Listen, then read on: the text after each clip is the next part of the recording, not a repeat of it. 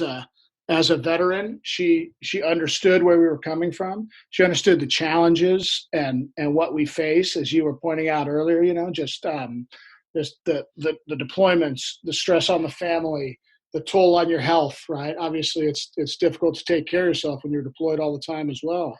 So she went from not understanding it as much to going and finding out and doing research. And so we've been in there a few more times, and now she can talk about um, cannabis as a treatment option and some of its efficacy and how that's going. So we're happy to see that. And as we said, even if we're not getting folks to change their mind and sponsor a bill, because each one of these locales is very different. That's the other thing I've learned a lot about is each spot has its own concerns about cannabis and the legalization of it.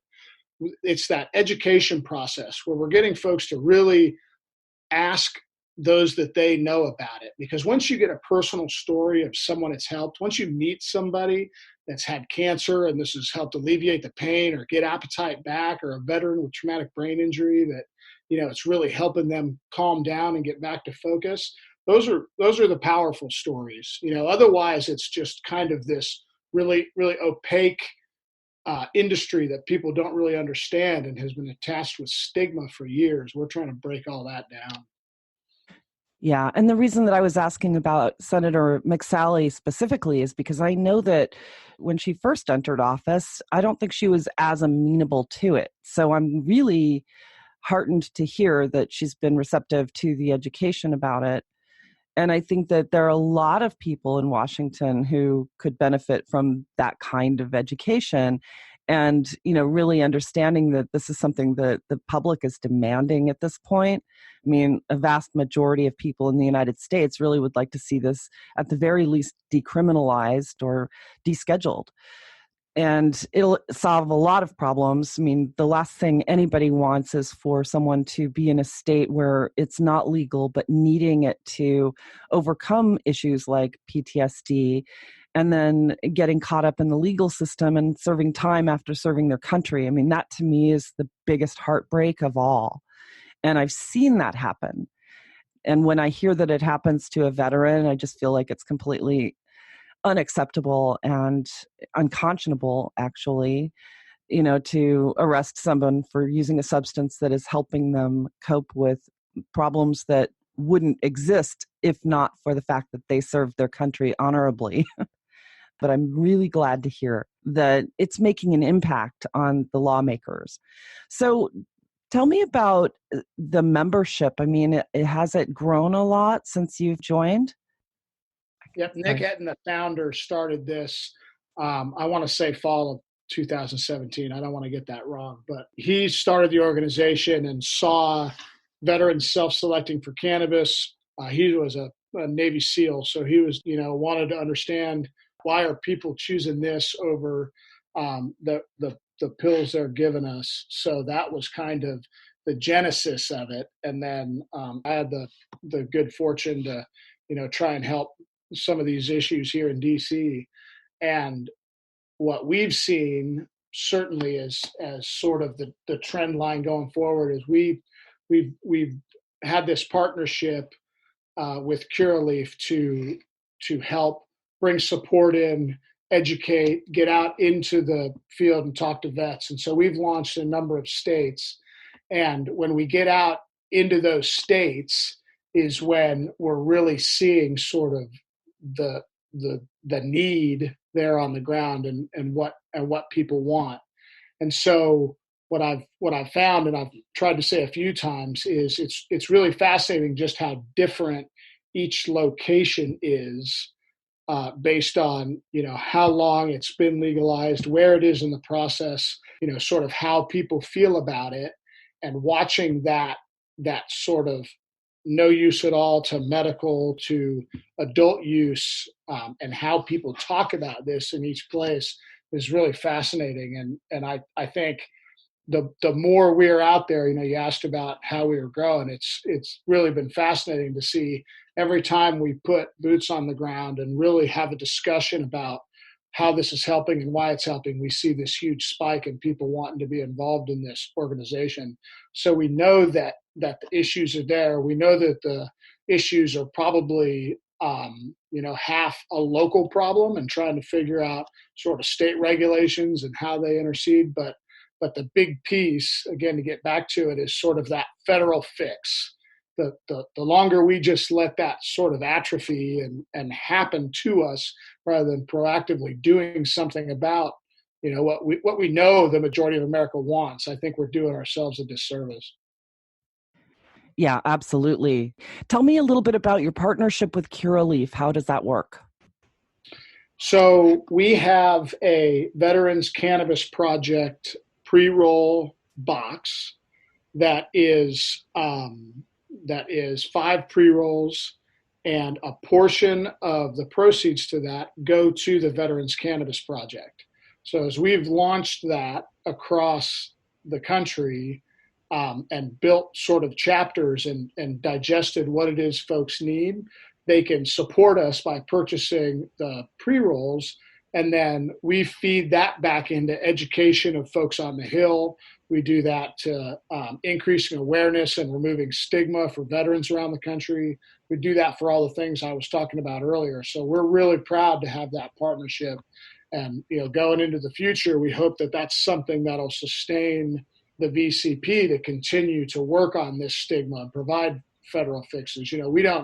We don't pretend even tomorrow if somebody said we're going to deschedule this and that's the decision from on high, but there still would be a lot of work to do to get that into veterans' hands and teach them how to use it and remove the stigma and work on what are the ways that you can heal yourself with this plant, et cetera, et cetera. That's amazing. And good for them for doing this with you. I think it's fantastic, actually. So, for veterans who are listening right now, what would you say to them in regard to how either VCP or cannabis in general can help them? So I would say in general with cannabis, I would say certainly to those people that are struggling on whatever regime that they may be using. If you are struggling, if anxiety is too much for you, if it's all just overwhelming and you're on a regimen of pills, I would encourage folks to talk to somebody about it, right? Find someone who's used this treatment option and at least have the discussion, right? Don't let the stigma and what we're all told be in the way of healing. And then for the VCP, I'd say write into us. Let us know what your specific problems are. I mean, we've found a lot is price. People can't afford it. Veterans with disabilities on a fixed income can't afford it. So we'd like to try and solve that problem. Some folks can't get the right amount inside of them. They don't know how to use it correctly. Even if they did have it for free, they wouldn't know what to do with it. And so what I'd say to veterans out there is the VCP is here to figure out what the needs are and then plug them into some sort of system that the VA can start to normalize this treatment option along with everything else. This isn't a panacea that's going to cure us, but be serious about it and write into us. And on that point, I would say, we focus a lot at the VCP on veterans, but it's going to take families of veterans, people who know veterans. I mean, to get the kind of numbers I think we're going to need to force this issue through the Senate and to move it somewhere where we can get help to those in need, I think it's going to take everybody. So I'd encourage everyone to text in and just let us know you're there and let us know that this is something that we should continue to do going forward, because that's where sort of the juice behind this comes from. So first, as I said, don't worry about the stigma. Get better first. People are going to tell you forever what you can and can't do. And I think it's just too important. And we've seen too much of this crisis to know that you can't wait. And then that second part is everybody sign up. Let's get these numbers up. And so we can move some legislation very quick and get this help out there before we lose anybody else of this 20 folks a day committing suicide, of the 2 times the opioids. I think you're spot on, Snowden. We just need to build that build that education so that there's no denying we have to make a move and not just accept the status quo. Absolutely. And does VCP have staff? So at the VCP, because we're looking to make this as effective and make every dollar go to where we need to. So as far as staff, we have a board of veterans from around the country, and that board of veterans is kind of regionally located as well as regional leads. So folks who know both sort of the federal issue as vets and then locally understand a lot of the regional politics or laws or culture around the industry. And so our staff is all volunteer, either folks, regional leads or those who are volunteering at a local level to get the word out, get people signed up. That's about as far as the staffing that we've got. Yeah. And I was also wondering too, let's say if someone is facing just the horrors of war every day and considering suicide, either because of the trauma or because of the medicine that they're taking, do you have someone there who's a volunteer, who's a social worker? How does that work?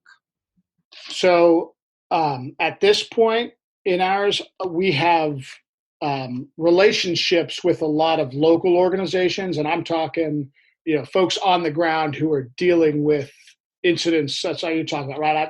I got arrested, I'm facing this charge, or my life's going downhill. We have some contacts. Normally, if I don't have a specific, right, this person's in Texas, needs help on this event, if we don't have that kind of reach, I will try to find someone to help them. But I think as this is a relatively new organization, as a long term, to your questions earlier, once we can solve sort of this federal problem, right? Because we can't anticipate all of these state issues that pop up. We're not staffed yet to be able to have a social worker here, but we realize that industry we're in has such a huge rash of problems where people need help pretty quick. I mean, it's heartbreaking to read some of the stories that come in every day and not have the means to be able to directly access, and help these folks. Yeah. Well, from what I've learned in speaking with a number of veterans on the issues that they face when they come home after being deployed, having that community to reach out to is such an incredible help from my observation. And, I encourage anybody who's listening, who's dealing with any of these issues to just reach out because, chances are someone else is going through the same thing and has come out on the other side without a tragic end. So, yeah, it's very, very important. And, kudos to you for what you're doing. I think it's an incredible public service and something that I can truly appreciate, thinking back on my life and how something like this might have really helped my father and my grandfather deal with some of the issues that they had dealt with in their lives because of the wars. So thank you. I really appreciate that. I think, it's very obvious once you get a window into this and what people have sacrificed and what they're asking back out of their country at this point. This isn't a hard equation. I mean, this is veterans and wounded folks getting the help they need. So I don't, we sometimes, it's difficult for me to see who isn't saying yes to this, right? And I think the polls read that. We're something like 93% of folks agree that military veterans should get access to cannabis. And that's a really high number in America for anything. And so to your point, we're really hoping to turn that obvious support and the obvious need behind people we want to take care of into just actionable legislation. And we know how to do this thing, and we need people listening, and we need them to take this seriously because, to your point, all of us have had uncles, grandpas, dads, brothers who have gone through this. And if there's anything we could do for these folks, we would have done it. And this is an easy thing to do that everyone is behind. So I like you, I'm a bit baffled, but I'm hopeful that the tide is really turning and folks understand the severity of this problem we're facing. Absolutely. I'm sure you probably know who Jack Herer is. Yeah, yeah. Yeah, I spoke with his son Dan